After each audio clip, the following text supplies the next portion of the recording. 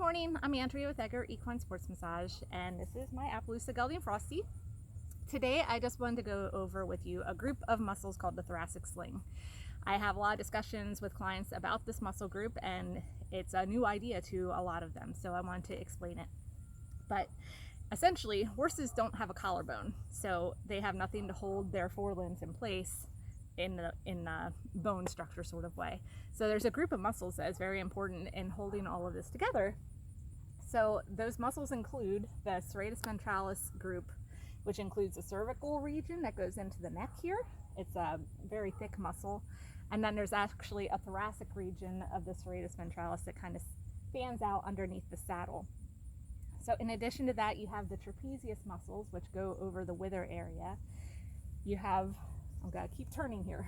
We have the subclavian muscle that goes right into where the neck meets the shoulder, as well as the anterior and posterior pectoral muscles. So all of those muscles together help hold the shoulder and the forelimb into place. Another very important thing that they do, right underneath the subclavian muscle, there's a big bundle branch of the brachial plexus nerve.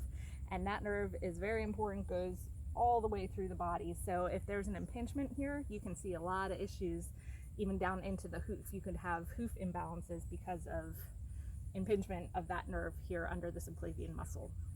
So just food for thought.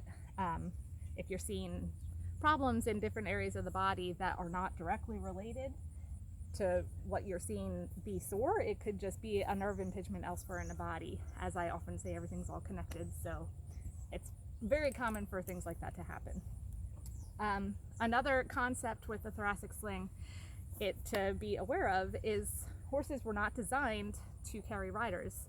So when we have the weight of a rider on the horse's back, that horse has to learn to lift itself and carry itself properly and not have all of its weight on the forehand.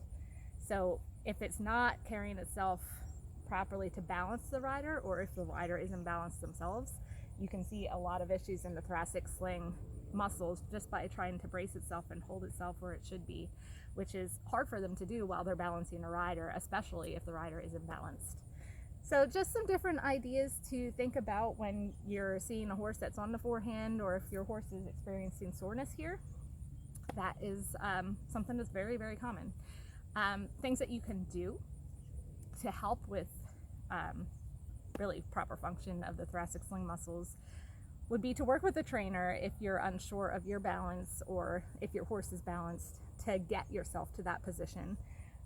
Regular body work is fantastic in keeping these muscles loose and supple and balanced, as well as freeing up any nerve impingements that may be happening underneath those muscles that you're not aware of.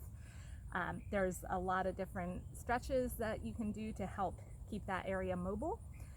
I have some of the videos posted previously about different shoulder stretches, and there are others as well if this is something that is happening with your horse that I would be happy to go over with you. So that's the idea of the thoracic sling. I could give you more details if anybody is more interested in learning about the different nerves or different muscles in that group.